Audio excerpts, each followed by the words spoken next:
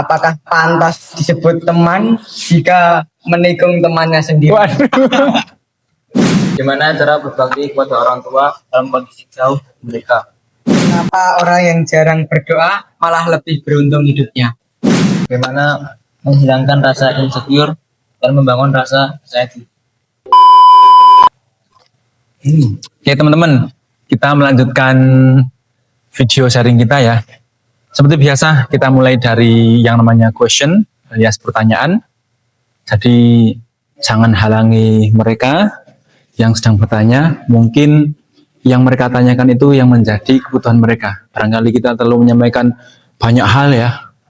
Ini, itu, A, B, sekian, ngalor ngidul, nggak jelas. Tapi itu di luar kebutuhan mereka. Jadi, mereka malah kurang menangkap.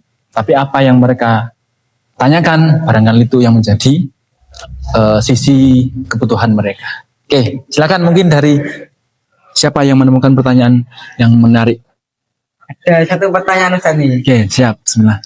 Ustaz, kenapa orang yang jarang berdoa malah lebih beruntung hidupnya? Waduh, kok langsung berat ini. Oke, saya tanya Fahmi dulu. Fahmi setuju nggak? Orang yang jarang berdoa tapi malah beruntung? Nggak setuju. Dirimu sendiri? Sedikit setuju. Sedikit setuju. Oke. Kamu pernah merasakan itu? Pernah. Satu kasus, contoh satu kejadian. Pas saya lagi nggak inget, maksudnya agak jauh lah, agak lupa dengan Allah gitu. Itu malah ada daya untuk mengingatkan kita kepada Allah biar lebih dekat gitu. Oke. Mungkin kita nggak bisa memberikan satu penyebab atau faktor ya, tapi mungkin ada beberapa.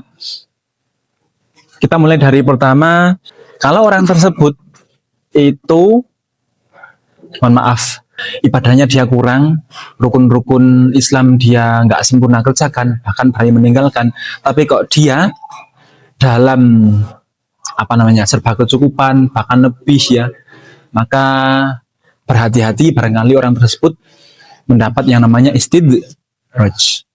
Bahkan kemarin kita bahas sama Kiano ya, dia mungkin nggak pernah meminta atau bahkan mereka nggak kepikiran untuk meminta, tapi dia sudah Allah kasih ya, barangkali biar orang itu semakin lupa, semakin menjauh dari Allah. Itu pertama. Nah, barangkali ada kemungkinan istidraj ya, tergantung orangnya. Kalau mereka mungkin nggak pernah kelihatan di masjid ya, kita bukan suudzon ya, tapi kita bisa melihat dari rukun-rukun Islamnya ya. Mereka mungkin bagaimana sholatnya, bagaimana di masjidnya kelihatan atau enggak. Pas ada forum menuntut ilmu tuh, mereka kelihatan atau enggak. Tapi kalau enggak ya, barangkali Allah ingin dia malah semakin jatuh. Biar besok pas neraka itu tinggal siksaannya. Kan naudzubillah min dzalik. Wal ayatu billah. Atau yang kedua, barangkali orang itu memang sedang diuji. Kan memang enggak semua yang kita alami di hidup ini kan sesuai dengan kemauan kita. Hidup ini kan bukan milik kita. Kalau kita kemudian selalu Allah kasih apa yang kita mintakan, maka barangkali kita bersabarnya kurang. Ya, kita mungkin lupa caranya meminta kepada Allah yang lebih serius. Kita mungkin ketika sholat itu tidak terlalu menghayati karena kita sudah serba cukup. Karena orang tuh kalau selalu diuji dengan kesenangan, belum tentu kuat juga. Jadi ujian itu, yang namanya ujian itu nggak hanya kemudian orang itu terlihat mengalami sakit atau mengalami musibah, tidak. Tapi kadang orang itu ditimpa kekayaan, harta yang berlimpah, itu juga termasuk ujian. Maka hati-hati. Tapi kalau memang kita sudah berusaha untuk sholatnya insya Allah sudah memperhatikan rukun, ilmunya bagaimana, tertib, ngaji selalu tertib, intinya kita nggak pernah berani meninggalkan, tapi Allah belum kemudian menjawab doa kita, atau bahkan kita menjadi orang yang kurang beruntung, maka barangkali jalur kita untuk masuk ke dalam surga ialah jalur kesabaran. Itu yang harus kita pahami. Yang jelas, orang beriman tidak mungkin jauh daripada Allah. Tidak mungkin. Allah tidak akan pernah meninggalkan orang beriman, apalagi orang yang bersungguh-sungguh untuk selalu dekat kepada Allah. Baik, mantap. Saya rasa seperti itu. Lanjut, monggo. Terjawab ya. Ya, monggo. Gimana cara berbakti kepada orang tua dalam kondisi jauh mereka, tidak muka secara langsung?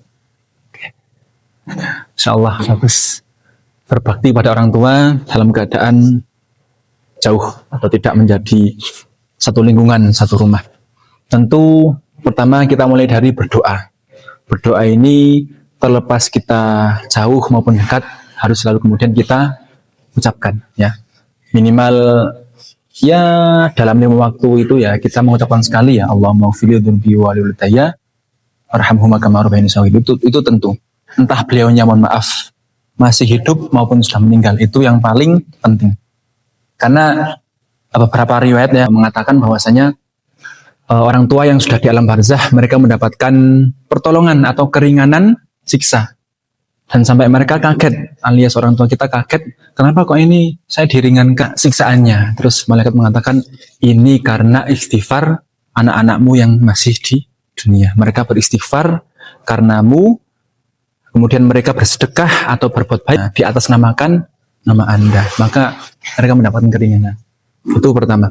Kemudian yang kedua, tentu kalau kita masih mendapati beliau masih hidup, maka tentu kita kirim hadiah yang bisa kita berikan saat itu ya. Kata Nabi, tahadu tahabu. Saling memberilah kalian, maka kalian akan saling mencintai. Maka kita memberi di sini yang pertama harus kita beri ialah orang tua kita. Itu sebagai bentuk kita birrul walidain ya. Kalau kita mungkin momen mendekati lebaran seperti ini ya, kita mungkin bisa ngasih sarung, kasih sarung untuk yang sudah bekerja. Tapi kalau kalian mungkin kalau masih di tahap ya saya harusnya dibelikan baju baru kok sama orang tua, maka untuk kita berwalidan kita nggak perlu memaksa. Kalau mereka ada rezeki kita diberikan alhamdulillah, tapi kalau tidak pun kita nggak usah terlalu menggerutu ya, seperti itu. Dikirim hadiah. Dan yang ketiga, jangan sampai orang tua kita terlalu kangen, terlalu rindu ya. Jangan siksa orang tuamu dengan kerinduan. Kalau kita sempat ada waktu, video call lah. Bahkan saya kemarin lewat di beranda Instagram itu ya, ada pemain bola itu sedang diwawancarai, bukan pemain bola, itu pebisnis atau apalah. Yang jelas dia sedang diwawancarai, sibuk ya. Tapi ketika ya, orang tuanya call ya, terus langsung diangkat di tempat itu. Bahkan malah mendapatkan banyak respect. Di apapun kesibukan kita, tetap prioritaskan orang tua kita, bahkan melebihi istri kita maupun anak-anak kita besok kalau kita sudah berkeluarga. Seperti itu kurang lebih. Lanjut. Masih nyala ya? Oh ya, oke. Siap. Berapa menit ya? Kita nyantai aja. 8, oke. Ya. Ada pertanyaan culture nih, Tat. Culture. Nanti tiru-tiru sama kayak. Gak boleh. Apakah pantas disebut teman jika menikung temannya sendiri? Waduh. Oke. Saya pengen membahas dari siapa yang kira-kira bisa disalahkan. Oke. Kan ini pasangan ya berarti ya? Oke. Si A dengan si B ya. A ini yang laki-laki, ini B-nya yang perempuan. Contoh, ini A cowok, B ini cewek, nah C ini cewek juga ya. A, B berpasangan ya. Kemudian C ini datang dengan menikung. Padahal B sama C ini berteman. Oke. Maka saya rasa kita bisa melihat siapa yang lebih pantas disalahkan. Mungkin B ini tidak terlalu, kalau saya, ini tidak terlalu bisa disalahkan. Barangkali si A-nya ini, cowoknya. Kalau memang dia cinta dengan si B alias setia, alias cukup dengan si B, mana mungkin dia menerima kedatangannya si C. Ini pengalaman. Ya maksudnya ini rasionalitas saja ya.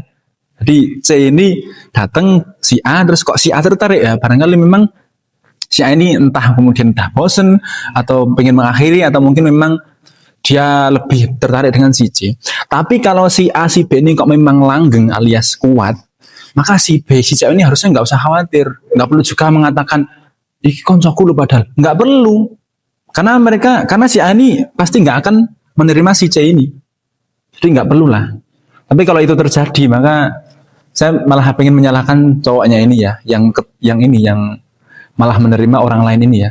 Jadi kenapa Anda nggak cukup dengan si B itu ya, malah menerima, apalagi memperhatikan si C ini ya. Maka memang rentan terjadi permusuhan ya, pertemanannya jadi hilang ya. Tapi ya saya rasa yang nggak beres yang si A-nya ini ya, yang pasangan Anda yang ketikung itu ya, yang ditikung itu ya. Terus ya kayak gitulah, seperti itu. Lanjut, lari ke Fahri Fahmi. Bagaimana menghilangkan rasa insecure dan membangun rasa percaya diri? Dia menghilangkan kata insecure dan membangun percaya diri. Oke. Jujur saya memang orangnya dulu penuh insecure ya. Pernah dari keluarga yang kurang cukup ekonominya. Kemudian dari penampilan pun saya juga dulu pernah jerawatan ya. Itu di antara insecure yang paling saya membuat down gitu ya. Tapi semakin kesini apa ya? Memang insecure itu nggak akan pernah bisa hilang. Entah itu insecure fisik maupun kita insecure dalam hal apapun, pencapaian atau apapun itu nggak akan pernah hilang. Insecure itu akan menjadi positif ketika kita melihatnya dengan positif. Contoh, saya merasa insecure dengan orang yang jenjang pendidikannya lebih tinggi. Dia mungkin seumuran saya, tapi dia S2 atau sekarang dia sudah punya istri, nikah muda contoh ya. Saya boleh insecure, tapi tidak boleh sampai iri apalagi dengki ya. Saya melihat ke, oh ya ini motivasi nih buat saya bisa seperti itu. Wong ini juga di jalur pendidikan ya, mosok yang saya suka juga di pendidikan kok saya nggak bisa. Barangkali saya juga ini perlu yang namanya lebih serius, sehingga saya juga bisa seperti ini. Tapi kalau kita insecure di hal fisik ya, kadang itu bisa kita benarkan, bisa juga tidak kita benarkan ya. Karena contoh mungkin kita jadi cowok yang ya jerawatan lah, itu bisa dihilangkan kan. Dalam artian kalau kita memang umurnya sudah lanjut itu kan nanti jerawatnya udah mulai hilang. Seperti itu. Jadi itu kita bisa hilangkan lah. Tapi kalau kemudian mohon maaf kita memang terlahir mungkin kulitnya agak hitam, terus kita mau paksakan buat putih itu tidak bisa. Namun semakin saya berumur ya fisik atau kita insecure, saya kurang tahu ya ini insecure perihal apa ya. Kalau mungkin fisik ya itu nanti fisik itu nomor 2 ya. Kalau kita mau mendapatkan atau berinteraksi dengan orang yang benar-benar punya value, maka fisik itu nomor 2. Yang pertama ialah knowledge dan attitude ya, ilmu atau pengetahuan dan sikap atau akhlak kita, karakter kita. Fisik itu nomor 2. Tapi bukan berarti kita terus cuek dengan aku kan ngene wong ya, aku pancen apa anane. Jangan. Kita kalau bisa tetap merawat diri kita. Kalau memang kita orangnya mungkin pendek atau mungkin hitam atau mungkin kurang ideal lah, maka bicaranya kita tetap memperbaiki diri kita. Bukankah termasuk sunnah ya kita berpenampilan baik, rapi, bahkan wangi, itu kan sunnah Nabi.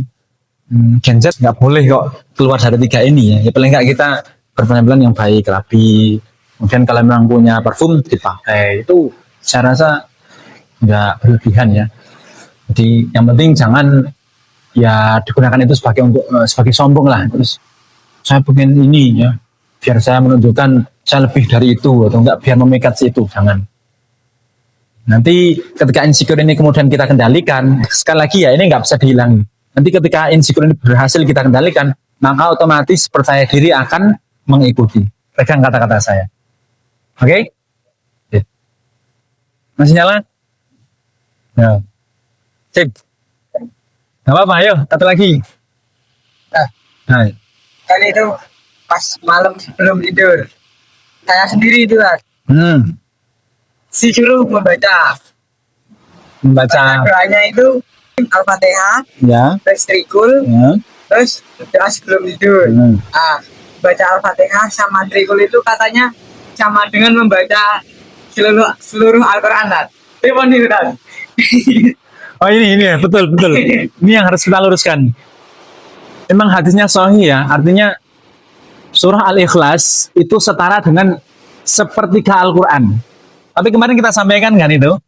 Jadi kenapa surah Al-Ikhlas itu setara dengan sepertiga Al-Quran? Ya, sepertiga Al-Quran. Karena isinya membahas tentang keesaan Allah. Maksudnya sepertiga di sini karena Al-Quran itu seluruhnya 1/3-nya membahas tentang keesaan Allah, tauhid. Bagaimana kemudian beriman kepada Allah yang benar, Allah itu siapa, Allah itu tempat bergantung. Intinya pengenalan terhadap Allah, pengeesaan Allah. Maka 1/3 dan sepertiga yang lain, yang sisanya ini selain keesaan Allah. Maka yang benar yang harus kita pahami ya, sepertiga di sini bukan berarti terus kulhu ditambah kulhu, kemudian 3/3 menjadi 1, enggak. Kan isinya keesaan, sedangkan Al-Quran isinya keesaan, sepertiga yang lain. Maka ketika kita 3 kali lipatkan yang ini, maka ya udah di sini aja. Yang ini tetap nggak bisa. Jadi memang ini sudah menyebar ya. Jadi saya dulu sudah meyakini hal itu. Karena saya jadi korban ya. 3 kali Al-Ikhlas itu setara dengan menghatapkan Al-Quran. Itu kan benar. Nah, yang benar itu kalau memang di hadis tersebut penyampaiannya Al-Ikhlas harus dibaca 3 kali, maka kita yakini ya udah itu memang sunnahnya 3 kali, nggak perlu berlebihan. Artinya ini utamanya setara dengan seperti itu, enggak.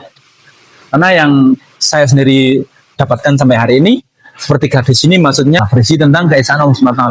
Karena Al-Quran itu memang isinya 1/3-nya ialah membahas tentang keesaan Allah. Seperti itu ya. Yang terakhir, Wah, boleh kayak operasi kelas macam gitu loh, kayak ya, pesek, panjangin, itu dioperasi. Boleh. guys. Merubah fisik ya. Itu kalau dalam fikih ya sebenarnya nanti kembali ke kaidah maslahat dan madharat. Kalau itu sampai di mohon maaf sebagian vital itu jelas-jelas haram, mempertimbangkan manfaat. Tapi kalau kemudian itu hanya kita pengen ini biar ganteng, itu kan berangkat dari nafsu, maka nggak boleh. Nah, tapi sekali lagi kalau memang kita merasa maslahatnya ada, maka boleh. Termasuk mohon maaf bayi tabung itu kan sebenarnya juga kembali ke kaidah. Ketika kemudian manfaatnya ada, maslahatnya ada, silahkan. Tapi dengan catatan dokternya harus amanah, kemudian ya memahami fikih seperti itu, bertanggung jawab. Gitu ya. Tapi yang jelas nggak bisa, nggak usah berubah fisik. Kecuali kita dulu kuru, pengen gemuk, bismillah olahraga. Apa namanya itu? Bulking. Nah, bulking itu boleh karena fisik secara itu. Tapi kalau alis kurang apa, terima saja. Insya Allah akan ada orang yang menerima kita.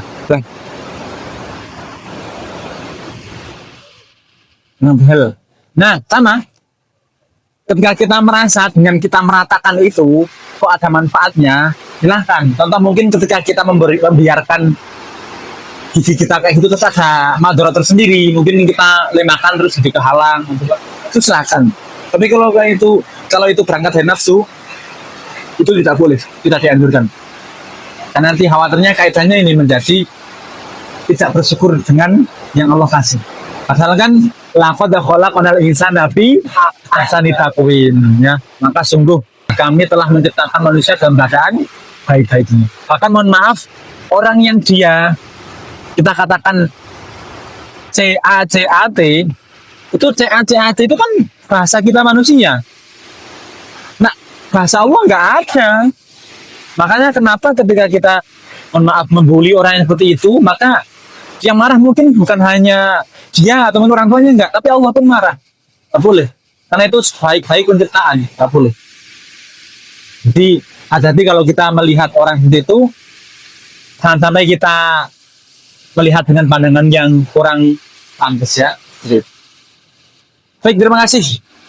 Hujan ini ya, besok kita lanjutkan di pertemuan yang akan datang. Sapa teman-teman.